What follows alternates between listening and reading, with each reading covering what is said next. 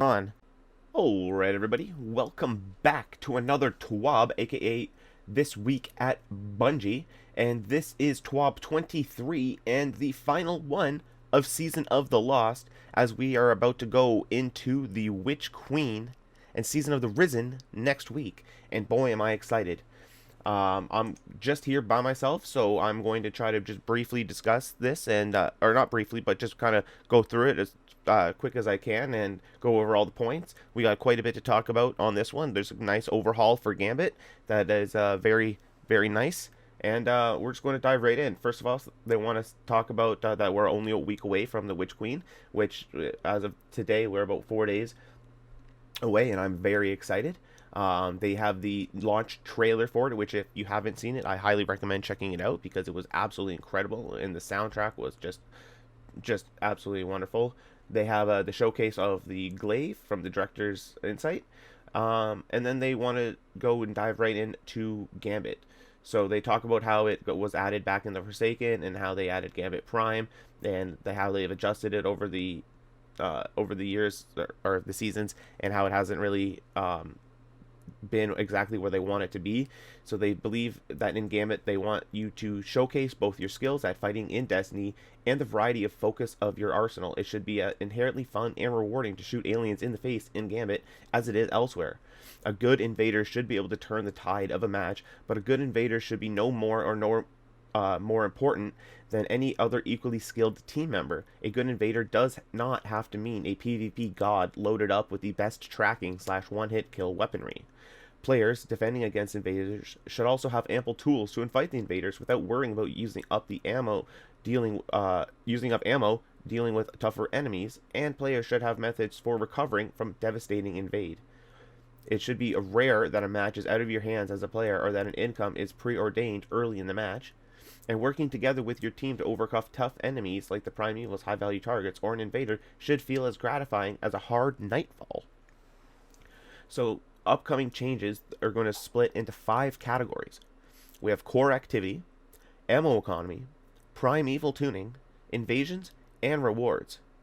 For the core activity changes, these are all about enhancing teamwork or making the mode easier to play and understand.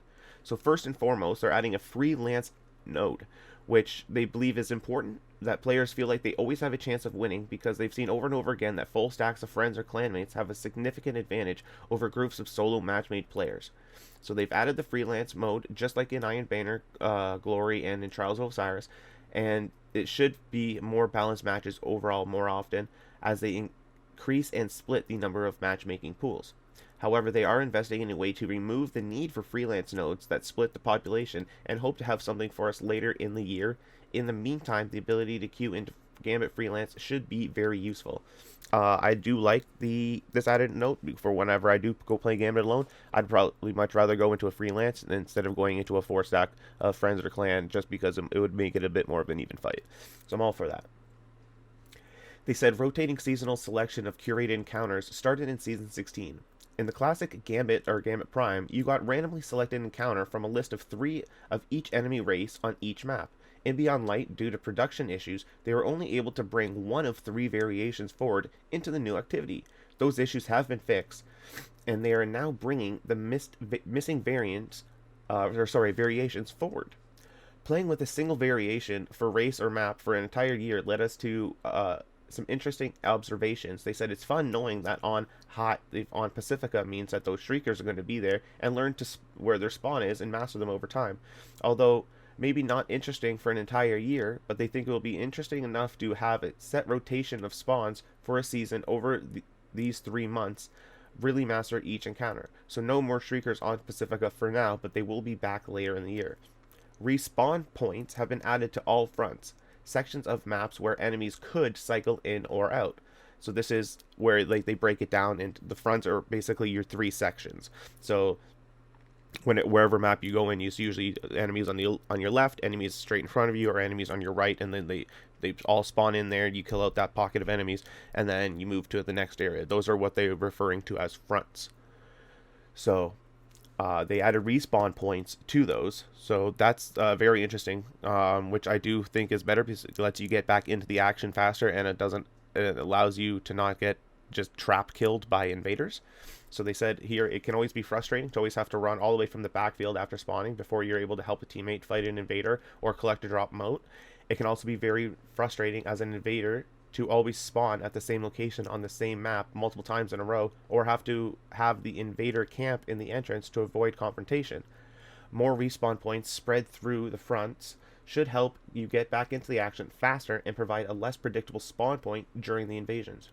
Players always drop half the moats they were carrying when they are defeated.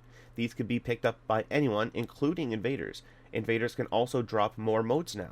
This makes recovering from a ruthless invader or a bad luck fighting enemies a lot easier. I very much like that. So if you accidentally die when you have a 50 stack, it'll probably just drop it to 7 or 8, for most likely 7, which is very nice that your teammates can go and recover that. So it's not completely devastating now. Players can be revived by other players 2 seconds earlier, and auto respawn is delayed by 2 seconds. They want to emphasize and reward teamwork as much as possible. Bringing back your teammate and saving them in a run is now even easier. This change should also reduce the frustrating moments of teammates being forced to respawn as you're halfway through the revive interact. When your teammate dies and you run to grab their dropped moats, stop for a second and revive them. I had that exact encounter happen where I'm literally having the bar of revive go by and the auto spawn just yeeps and takes them back to the spawn, and it's like I was doing the revive, come on. So I'm very much liking that change. They say rules of Gambit node has been added to the launch screen, and numerous Gambit specific hints have been added to the loading screen. So Gambit can be a little bit opaque for newcomers, and this should help give them a leg up. I agree, a lot of people might be a little bit confused with the mode, so this is definitely a great way to get them to kind of figure out what's going on.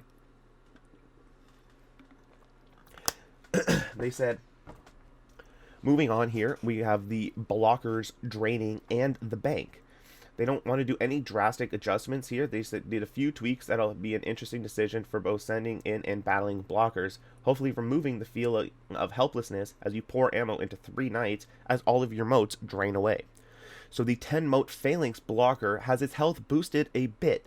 While they are in a good position with their shield and knockback, they felt that they weren't quite tough enough for their moats compared to the knight, so they increased their health. I think that's absolutely correct, because the knights were just completely like way stronger than the phalanx. You could take the phalanx down very easily. So as a 10 moat one, they felt no different necessarily than like the goblin aside from the shield. So I'm very much liking that. The 15 moat knight blocker now gains a stasis attack. They originally planned to pull its health down as they felt it was a little bit too beefy for 15 moats, but with the ammo changes below, they couldn't find any health honors in the playtesting. So they could think more tactically interesting with a stasis attack, without necessarily making them more deadly or harder to kill. So they're not buffing their health or anything, but they are just giving them a stasis attack, which could be an annoying situation, as if you're going in right to them, they could just freeze you and definitely just blow you up. So definitely be wary of that. That's going to be an interesting one to play through. They said the moat drain from multiple blockers continues even if the opposing team is in its primeval phase. This will help the team that is behind to get the primeval a little quicker. It's never felt great to send over 4 blockers only to have the enemy team ignore all of them, all while being severely behind. This also gives the team in the lead a bit more incentive to kill off blockers during the primeval phase.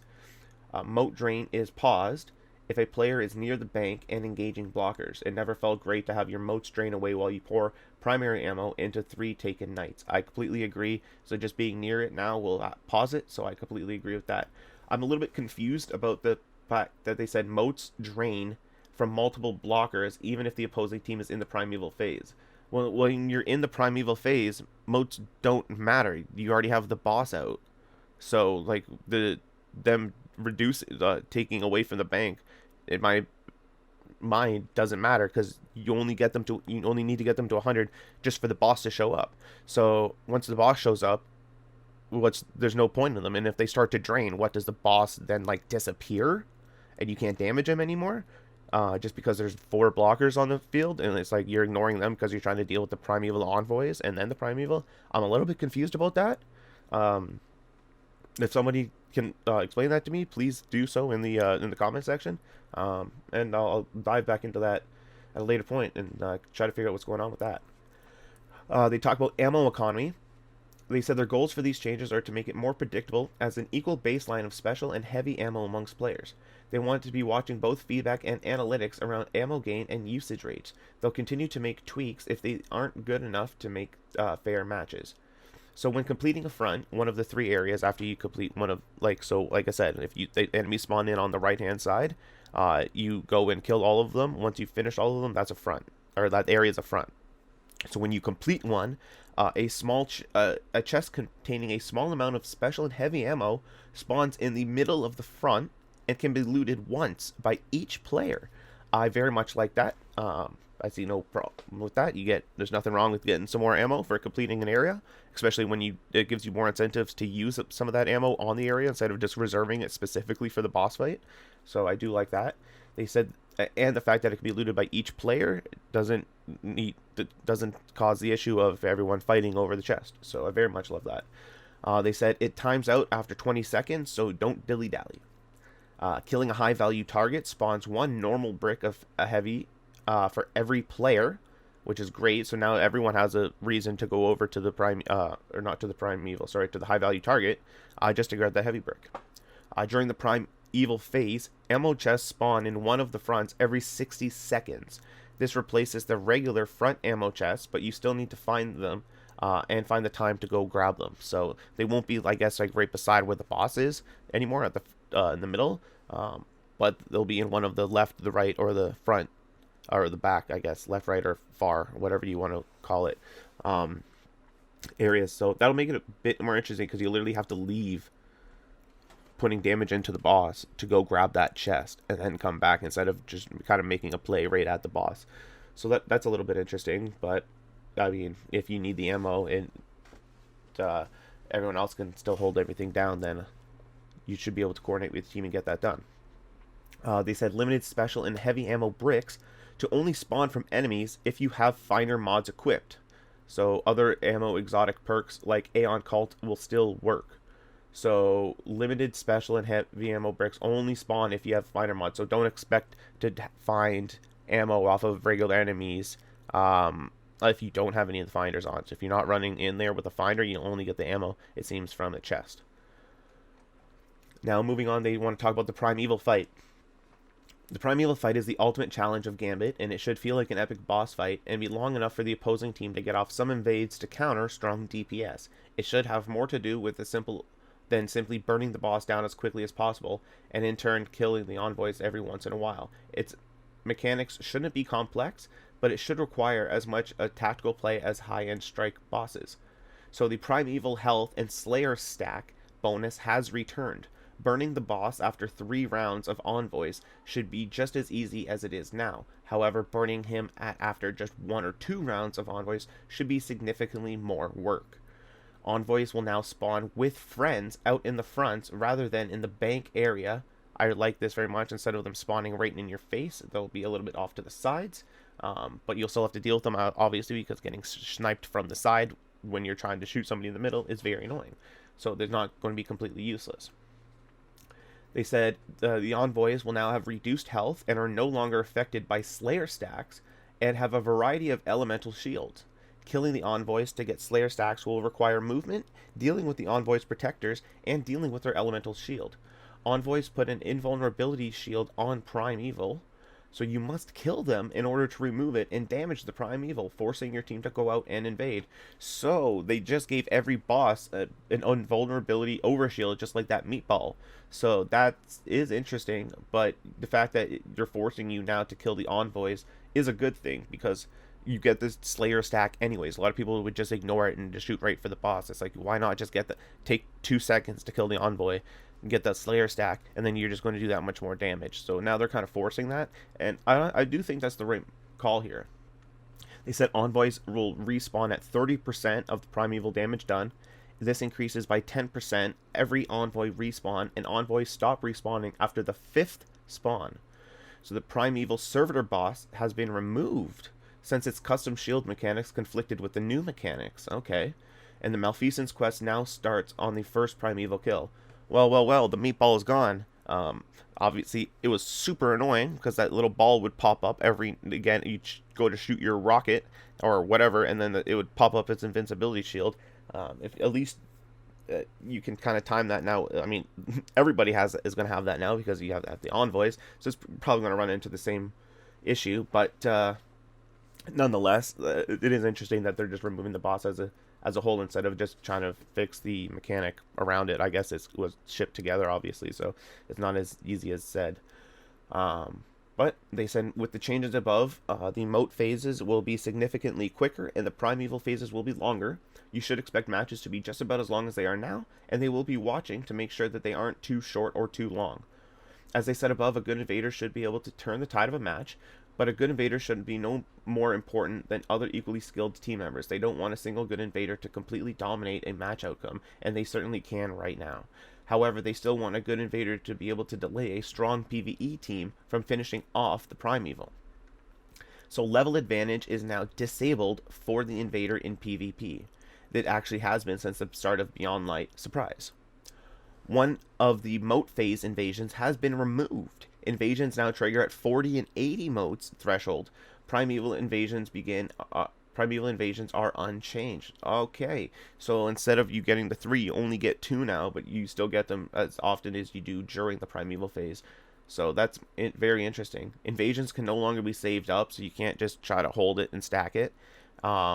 It says use it or lose it, pal. So as soon as that thing comes up, you better be going through that portal. Invader can no longer see players through walls, just not. Oh, sorry, wait, yeah, hold on. I read the wrong sentence there. I'm sorry. Invader no longer can see how many moats an enemy players are carrying, and the player nameplates fade out when the invader is aiming down their sights. You can still see players through walls, just not while you're engaging your rocket tracking or using your sniper zoom.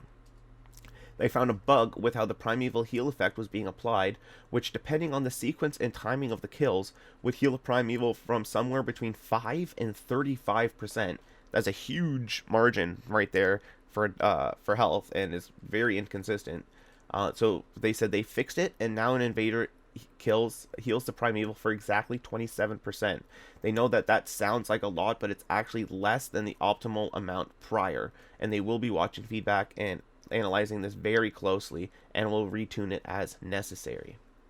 So they said Gambit is the second of the core rituals after Trials of Osiris to get the comprehensive engram focusing option. So this is going to be the same thing that you could do in Trials, where you could focus your engram into a specific weapon, like or whatever.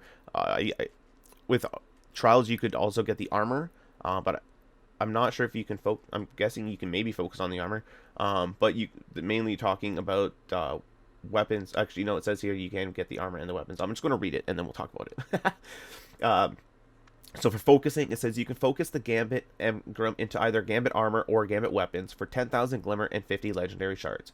Gambit weapons include the Crowd Pleaser, the Bottom Dollar, the Trinary System, the Borrowed Time, and the Servant Leader. Brand new Gambit weapons are drop only for a single season, and then they will be available to focus. They expect to expand the Drifter's focusing options further during the upcoming seasons. Other Drifter changes are that the Bygones, the Trust, and the Bad Omens have been removed from the vendor. The end match drops. There is a Gambit Memento for weapon crafting that can drop after any match, and older Gambit shaders now have a small chance of dropping at the end of each match. Primeval Servitor cosmetic drops now drop at the end of each match, or at the end of any match, sorry, and the Furtive Shell Ghost can now drop at the end of any match as well. You can expect more rituals to get this treatment throughout the year, and they do not currently have any specific dates to share with us just yet. So yeah, like I said, just like in Trials, you can specifically focus it into one of the weapons or the armor, and you can do the exact same thing here in Gambit. So that's very cool. So if you're specifically looking for a god roll of the Bottom Dollar, you can keep rolling a Bottom Dollar until you get the one that you want. They said here the daily Gambit bounty changes are generally fine, but some of the repeatable bounties have some onerous completion requirements, so they're taking a pass on these, and they won't all come at once. So at some point this season, they'll be adjusting the completion amount of most Gambit repeatable bounties.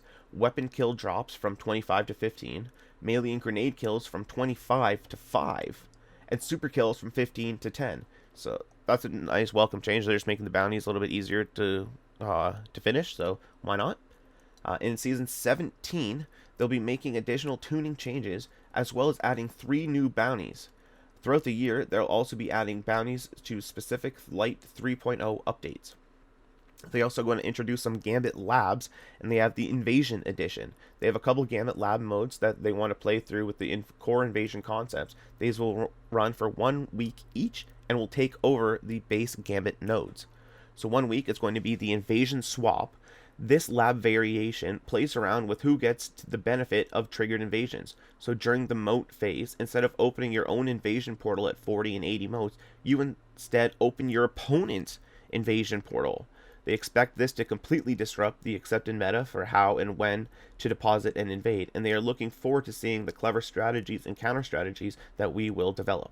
That sounds kind of fun, because that'll be very interesting. You'll just be running with people that don't realize, and they're just going to dump everything in, and all of a sudden they're going to get an invader, and it's like, well, we just lost everything. That's pretty cool. And then they have Moat Thief. Fundamentally, the original concept of the invader was guardian as a taken terror, overpowered and dangerous, something to have to fight. While that is still very compelling, they don't believe it is the only compelling invader fantasy. They believe that being a sneaky moat thief is also worth exploring. So normal moat drain from having 2 blockers is disabled. Instead, every second the invader is invading, 1 moat drains directly from your bank into the invader's bank. That sounds kind of cool. So that definitely sounds like a hunter thing, just rolling around being invisible all the time so they can't kill you, and you're just draining their moats, and then you bring them back with you. That sounds pretty fun. They said, what about Trials and what's next? Fear not, Trials fans. Their main focus for Season 16 is Gambit, but they'll still have some changes planned. As they discussed earlier in the season, they're going to continue liberally scheduling Capture Zone and freelance weekends, as well as a few reputation updates coming soon. For Season 16, they are moving to a schedule of 7 maps for the season, one of which you will get to decide. Expect a survey to come out with the next few weeks to vote on the final map. They also have some adept reward changes coming for Season 17, and they'll preview those later in the season. They said what's next, they are still ironing out the details, but so they don't have anything to share today, not even a lore drop. However, they are planning to make the next 4 seasons a banner year for rituals, and hoping to have Season 17 plans will spark joy for everyone. They hope all Guardians that love and fear Gambit will give the mode a try once the Witch Queen starts, and they're really enjoying the playtest and are very much looking forward to our feedback. So, I'm very much liking what I'm hearing from the Gambit changes. Sorry, take a sip of water there. Stay hydrated. I do enjoy Gambit. I do kind of find it more fun when I'm playing it with friends versus a solo, so maybe the freelance will fix that issue for when I am playing solo. But I'd still, right now, with Gambit has been since Beyond Light, I've liked it much better, especially it being 1 round instead of the 3. It's much faster. Yeah, they're just going to lose or you're going to win. But these new changes do sound very welcoming, and a lot of it sounds fun, so I'm very eager to get back into some more Gambit and to try it out. So they want to talk about the final patch note preview here. They said the ritual rewards, starting with the Witch Queen, ritual playlist rewards will be updated to grant ritual-specific gear, weapons, mods, and armor, and no longer will be granting rewards from the general world pool. Crucible will grant Crucible gear, Vanguard will grant Vanguard gear, and Gambit will grant Gambit gear. Engram focusing is currently only available on Saint 14 and the Drifter for their ritual-specific engrams. World engrams will continue to be granted at major ranks on ritual vendors just for a little variety. And Gambit, Crucible, and Vanguard rituals are receiving updated armor rewards for a new expansion release. These share the same base appearance but have a slightly different decals and coloring to represent each ritual. So a whole new set of Vanguard, Gambit, and Crucible gear. So that is definitely going to be something fun. You always love me some new gear. They said returning Crucible maps. Eternity and Vostok return to the Crucible on February 22nd with the Witch Queen launch. So PvP lovers, I don't know if you love the maps, but at least we're getting 2 maps back. Eververse, they said there's no changes. There's been no systematic changes, no changes to how we acquire Bright Dust, and note that the final Bright Dust drop of 700 Bright Dust in celebration for the 30th anniversary is this is the final week for it, so make sure to grab that.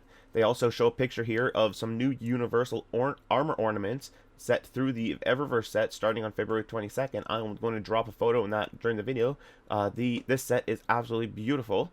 Bungie did also tweet out though that you cannot change the glow color on this. They said it is meant for void, so that the glow color will always be void.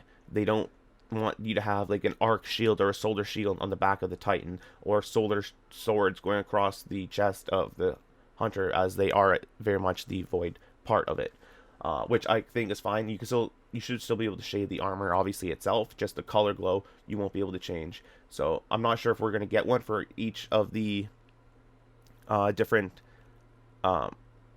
subclasses, or if maybe we'll just get them as the other Light 3.0 comes out. So one of the next seasons we'll get a solar one, one of the other seasons we'll get an arc one, but we'll see.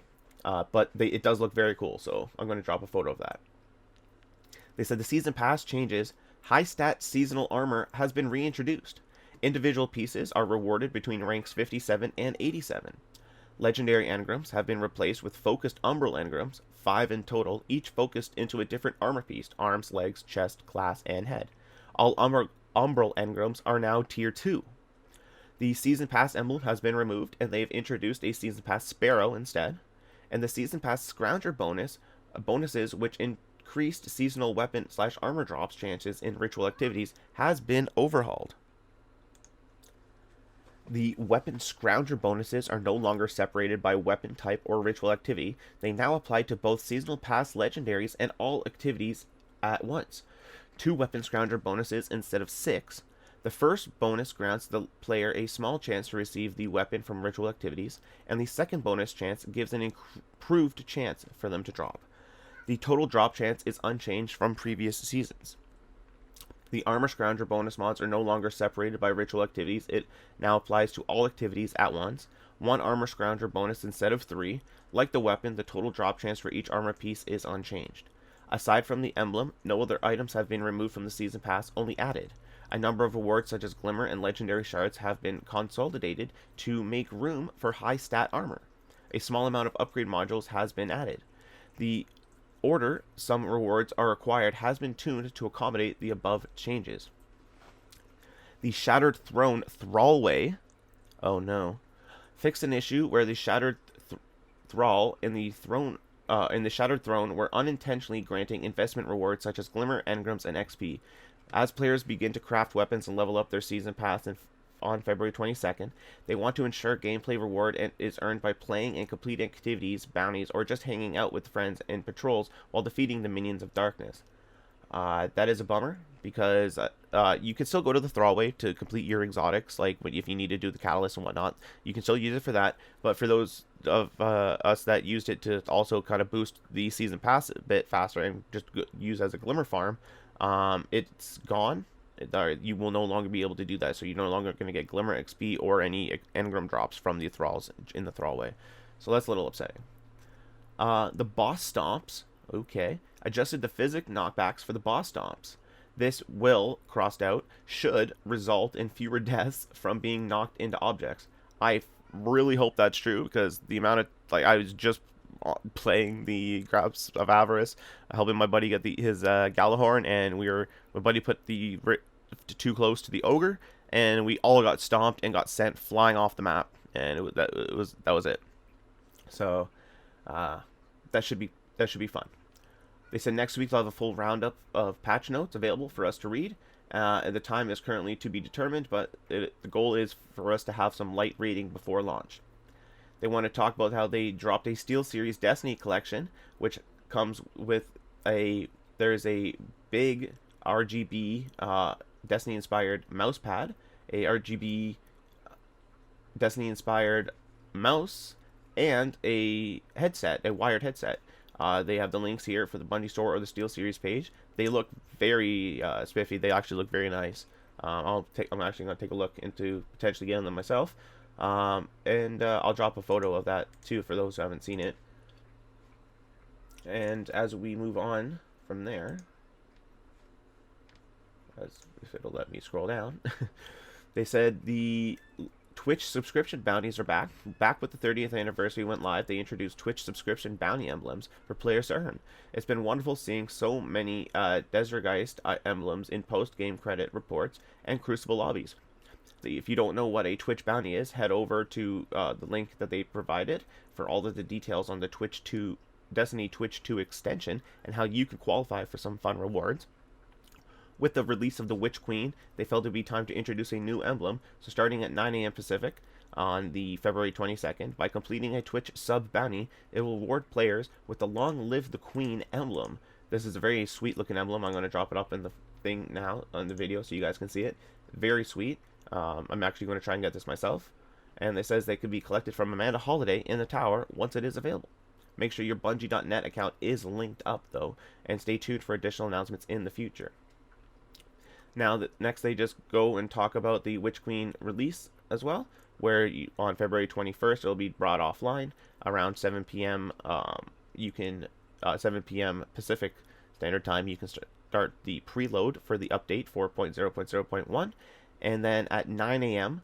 on February 22nd, that is Pacific Standard Time, Destiny will be brought back online, and update 4.0.0.1 will be playable on all platforms, and background maintenance will conclude at 10 a.m. on Pacific Standard Time again on February 22nd, and that will do it. They said players using the PS4 version of Destiny 2 will be required to download all associated Destiny 2 required content before playing the Witch Queen. This can be downloaded by launching Destiny 2 after the 4.0.0.1 patch is released and after the downloads have started. You can safely close the game, and the required content downloads will continue in the background during the maintenance time.